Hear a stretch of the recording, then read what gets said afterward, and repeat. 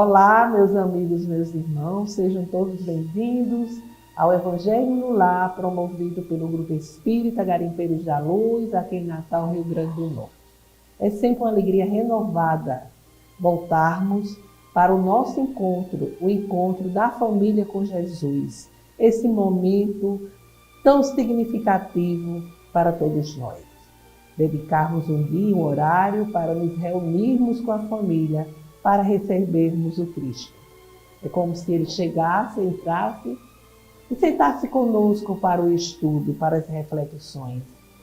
E se levarmos a sério a vivência do Evangelho, ele ficará conosco a cada momento da nossa existência, como ele prometeu. Não esqueçamos o recipiente com a água, que é fluidificada durante a nossa reunião de estudo pelos guias espirituais. Então fica o convite para que vocês venham participar com sua família do Evangelho no Lar, uma oportunidade de estudo e de prece que nos conduz assim a uma conexão mais direta com o Altíssimo, né? Então, inscreva-se em nosso canal, comente, participe e compartilhe. Vamos divulgar essa prática, fortalecendo assim os laços com Jesus, nosso Mestre e Senhor. Então, façamos agora a nossa leitura preparatória do livro Pão Nosso, psicografia de Chico Xavier, ditado pelo Espírito Emmanuel. 179 é a mensagem de hoje. Entendamos servindo, porque também nós éramos, noutro tempo, insensatos. Paulo, se dirigindo em carta a Tito, no capítulo 3, versículo 3. O martelo realmente colabora nos primores da estatuária, mas não pode golpear a pedra indiscriminadamente. O remédio amargo estabelece a cura do corpo enfermo. No entanto, reclama ciência na dosagem. Nem mais nem menos. Na sementeira da verdade, igualmente, é indispensável não nos desfaçamos em movimento impensado. Na terra, não respiramos no domicílio de anjos. Somos milhões de criaturas no labirinto de débitos clamorosos do passado, suspirando pela desejada equação. Quem ensina com sinceridade, naturalmente aprendeu as lições atravessando obstáculos duros. Claro que a tolerância excessiva resulta em ausência de defesa justa. Entretanto, é inegável que para educarmos a outrem necessitamos de imenso cabedal de paciência e de entendimento. Paulo, incisivo e enérgico, não desconhecia semelhante realidade. Escrevendo a Tito, lembra as próprias incompreensões de outra época para justificar a serenidade que nos deve caracterizar a ação a serviço do Evangelho Redentor. Jamais atingiremos nossos objetivos torturando chagas, indicando cicatrizes, comentando defeitos ou atirando espinhos à face alheia. Compreensão e respeito devem preceder-nos a tarefa em qualquer parte. Recordemos nós mesmos na passagem pelos círculos mais baixos e estendamos braços fraternos aos irmãos que se debatem na sombra. Se te encontras interessado no serviço do Cristo, lembra-te de que ele não funcionou em promotoria de acusação, e sim na tribuna do sacrifício até a cruz, na condição de advogado do mundo inteiro. É uma advertência, para todos nós, que em nosso trabalho na seara de Jesus, nós devemos ter tolerância e paciência com o nosso semelhante, e jamais com o intuito de orientar, de ensinar, jamais façamos indelicadezas, apontando falhas, apontando defeitos, apontando marcas negativas dos erros cometidos. Vamos então, meus irmãos, fazer a nossa prece inicial. Vamos elevar nossos corações, a nossa mente ao Altíssimo, nos conectando com as esferas do bem do universo.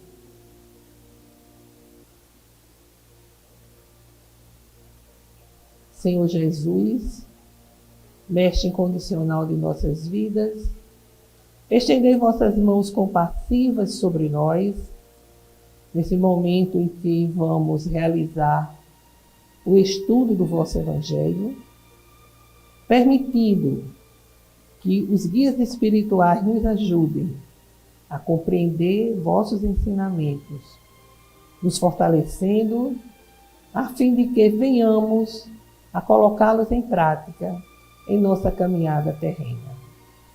Fica conosco Jesus, agora e sempre, que assim seja.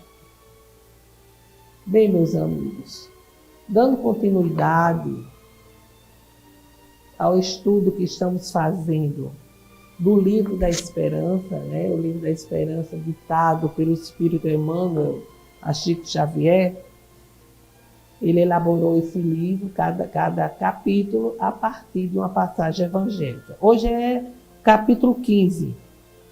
Espírita, instruí-vos. E é com base na seguinte passagem evangélica que se encontra no capítulo 6 do Evangelho segundo o Espiritismo. É o capítulo cujo título principal é O Cristo Consolador. Aí o subitem é Consolador Prometido. Se vós me amais, guardai meus mandamentos e eu pedirei a meu Pai, e ele vos enviará um outro Consolador, a fim de que permaneça eternamente convosco o Espírito de verdade, que o mundo não pode receber, porque não o vê e não o conhece. Mas quanto a vós, conhecê-lo-eis, porque permanecerá convosco e estará em vós. Mas o Consolador, que é o Santo Espírito, que meu Pai enviará em meu nome, vos ensinará todas as coisas e vos fará relembrar de tudo aquilo que eu vos tenho dito. O registro é de João, no capítulo 14, versículo 15, 16, 17 e 26. Ou seja, o Consolador prometido, Deus, Jesus, ele promete que enviará o Consolador prometido, o Espírito de verdade, para trazer outras informações à humanidade, para relembrar outras e aperfeiçoar tantas outras. Porque naquele momento, naquela conjuntura, as pessoas não tinham condições intelectivas, espirituais, evolutivas de entender os ensinamentos. Então, o que é que a gente vê no transcorrer do tempo? A teologia tradicional, ela considera que esse Consolador prometido foi o que aconteceu no dia de Pentecostes. No dia de Pentecostes é aquele dia em que Maria com os discípulos estão no cenáculo, estão ali há vários dias, eles estão trancados, com medo de sair, porque de serem perseguidos, de serem presos, torturados. E eles estavam orando quando se ouve um barulho e línguas de fogo descem sobre cada um. E eles falam vários idiomas. Então, para a teologia tradicional, Consolador veio naquele momento, certo? E a partir daí, os apóstolos se sentiram revigorados e saíram pregando a boa nova. No entanto, se Jesus disse que naquele momento, eles não tinham, a humanidade, as pessoas não tinham condições de receber as informações, as outras informações, não seria 40 dias depois que isso iria acontecer. As línguas de fogo são os espíritos iluminados que desceram, que se aproximaram das pessoas, dos discípulos de Maria, e mediunicamente todos ali se expressaram falando em vários idiomas. Esse momento, para nós, significa o início do apostolado dos discípulos. Porque o Consolador prometido, ele nos chega lá no século XIX, né, segunda metade do século XIX, se não me engano, através da codificação da doutrina. Porque o Espiritismo, ele veio renovar os ensinamentos de Jesus. Ele veio nos trazer de volta os ensinamentos de Jesus que foram tão alterados no decorrer do tempo. Veio nos trazer fé e esperança, veio nos dizer que todos nós iremos alcançar a plenitude, a dita salvação, porque Deus criou a cada um de nós para alcançarmos a felicidade, para alcançarmos a perfeição, desde que tenhamos todo o empenho para vencermos as nossas inferioridades e vivenciarmos integralmente os ensinamentos de Jesus, que ele resumiu: amar a Deus sobre todas as coisas e ao próximo como a si mesmo. Fazer ao outro o que desejamos que ele seja feito. Ele não diz assim, não faça o mal ao outro. Ele dá uma outra dimensão. Faça o bem. Faça ao outro o que desejas que lhe seja feito. Então, a doutrina espírita vem nos trazer todos esses elementos para que a gente vença a insegurança, vença o medo. O medo de ser condenado, de ser jogado no inferno. Os pecadores, os que cometem erros. E aí a gente olha para a humanidade e vê que a humanidade ainda é extremamente imperfeita. Ainda vive de viciações, cometendo os mais terríveis crimes, estão todos condenados. Deus é amor, como já disse João, o evangelista. Deus é amor. E sendo amor, ele é bom, ele é bondoso e não vai ter reações como um ser humano. Ele tem ação. A ação de dar oportunidade a cada um de corrigir os seus próprios erros e de buscar a condição para a qual ele criou a cada um. A perfeição relativa, que absoluta só ele a detém. Então, meus amigos, o Consolador prometido é, sem dúvida, o Espiritismo. E ele diz aqui, Kardec, o Espiritismo vem a seu tempo marcado cumprir a promessa do Cristo. O Espírito de verdade preside a sua instituição. Chama os homens à observância da lei e ensina por parábolas. O Cristo disse, que ouçam os que têm ouvidos para ouvir. O Espiritismo vem abrir os olhos e os ouvidos, porque fala sem figuras e sem alegorias. Ele ergue o véu deixado propositadamente sobre certos mistérios, vem enfim trazer uma suprema consolação aos deserdados da terra e a todos aqueles que sofrem, dando uma causa justa e um fim útil a todas as dores. São palavras de Kardec, né? E a gente sabe que Jesus já disse nas bem-aventuranças que bem-aventurados os aflitos, porque serão consolados, e mais de que forma se achar feliz sofrendo, não sabendo por que se sofre. Aí o Espiritismo mostra as causas de existências anteriores e na destinação da Terra, onde o homem expia seu passado, mostra o objetivo naquilo que os sofrimentos são como crises salutares que conduzem à cura. Então Kardec faz essas reflexões, deixando muito claro para todos nós que a promessa de Jesus se concretiza, abrindo os horizontes, nos dando fé, nos dando esperança. Imagine a pessoa aflita, em sofrimento permanente, em expiação, provações difíceis, cheio de imperfeições, sem ter como compreender todas essas situações e ainda ter que ser uma pessoa justa e correta.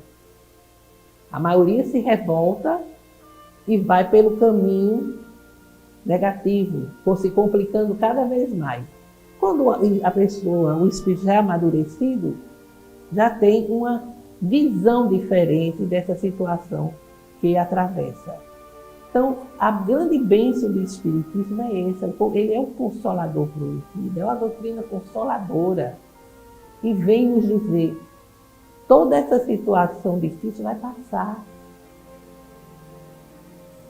Seja firme, seja forte, siga Jesus, e os dias futuros vão ser de bênçãos. E Kardec coloca aqui nesse capítulo palavras do próprio Espírito de Verdade, que se pergunta muito quem é o Espírito de Verdade. Um diz que é Paulo, outro diz que é João, mas pelas colocações, quando a gente vai analisando, muitos consideram que é o próprio Jesus que esteve à frente da codificação, coordenou a codificação, estando com Kardec, orientando, junto exatamente com os demais espíritos que participaram da codificação. E olha só o que ele diz, o Espírito de Verdade. É o advento do Espírito de Verdade. Venho, como antigamente entre os filhos transviados de Israel, trazer a verdade e dissipar as trevas. Escutai-me. O Espiritismo, como antigamente minha palavra, deve lembrar aos incrédulos que acima deles reina a verdade imutável. O Deus bom, o Deus grande, que faz germinar a planta e eleva as ondas. Revelei a doutrina divina e, como ceifeiro, reuni em feixes o bem espaço na terra e disse: vinde a mim, todos vós que sofreis. E o Espírito de Verdade, ele vai falando, nos dizendo que os homens ingratos desviaram-se do caminho reto e largo que conduz ao reino do meu Pai, e estão perdidos nos ásperos e estreitos caminhos da impiedade. Meu Pai não quer aniquilar a raça humana, quer que, ajudando-vos uns aos outros, mortos e vivos, quer dizer, mortos segundo a carne, porque a morte não existe, vos socorrais, e que não mais a voz dos profetas e dos apóstolos, mas a voz daqueles que não estão mais na terra, se faça ouvir para vos proclamar.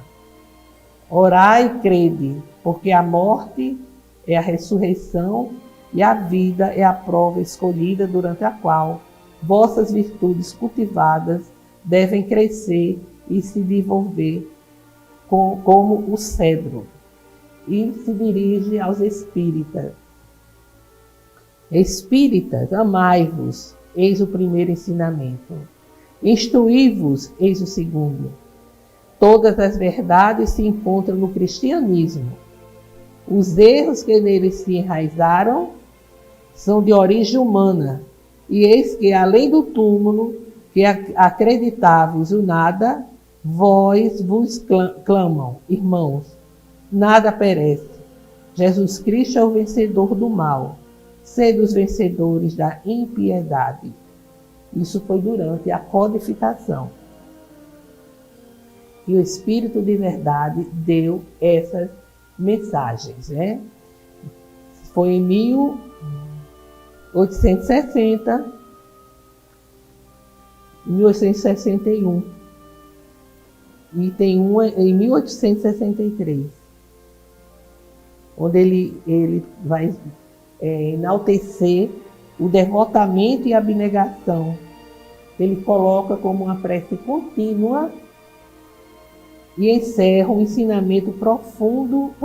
A sabedoria humana reside nessas duas palavras. Então, o próprio Espírito de Verdade vem nos trazer essas orientações, esses esclarecimentos. E Emmanuel, no capítulo 15, que ele colocou como espírita, instruí-vos, ele vai nos dizer: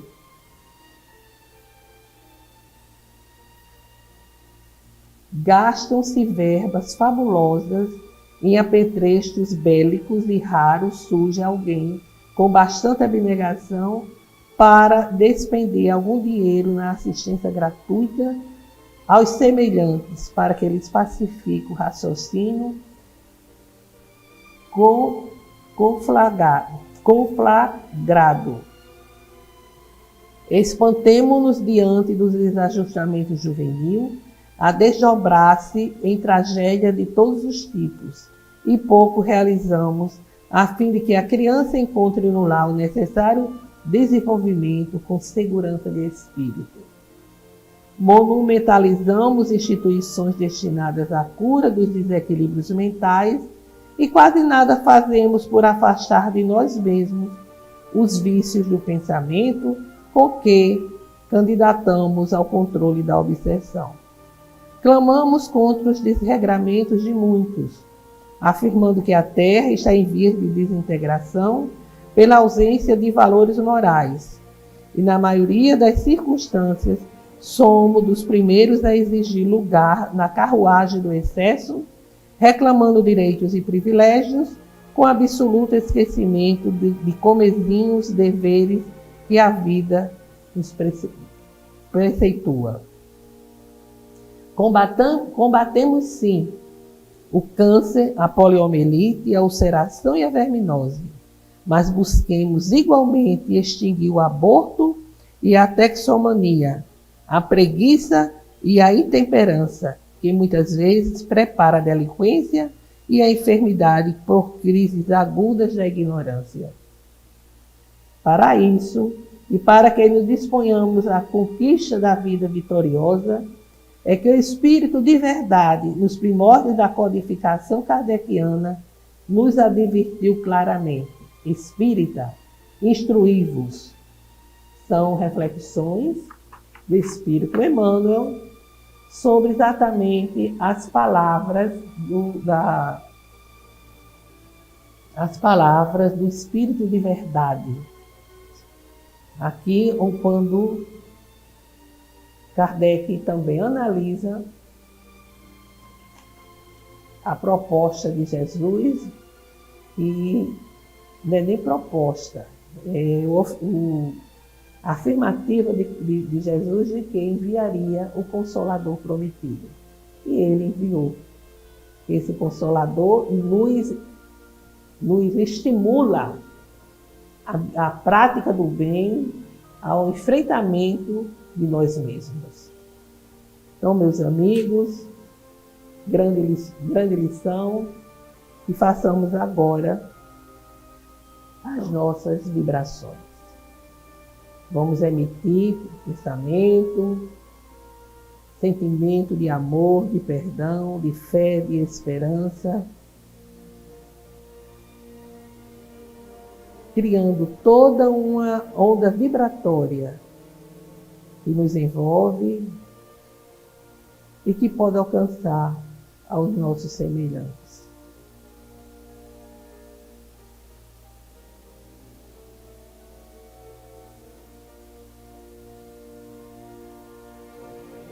Senhor Jesus, que os nossos sentimentos de amor sejam direcionados aos nossos irmãos encarnados e desencarnados que estão em sofrimento por causas materiais ou espirituais, e que eles sejam amparados, esclarecidos em suas dores, recebendo de vossas mãos o remédio salutar.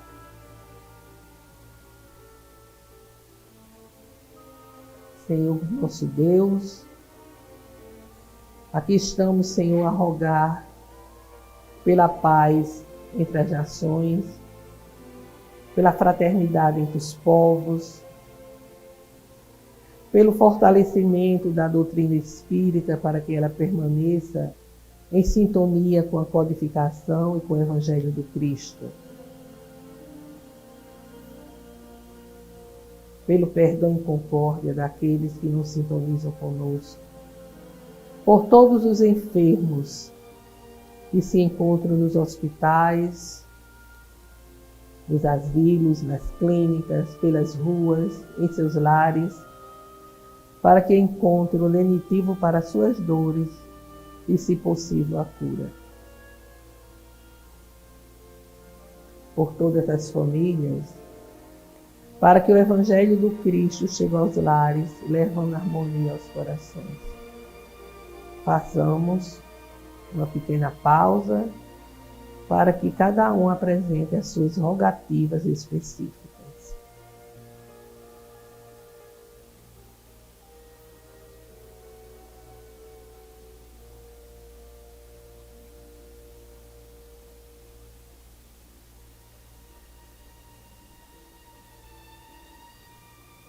Acolhei, Jesus, as nossas rogativas e intercedei junto a Deus por todos nós.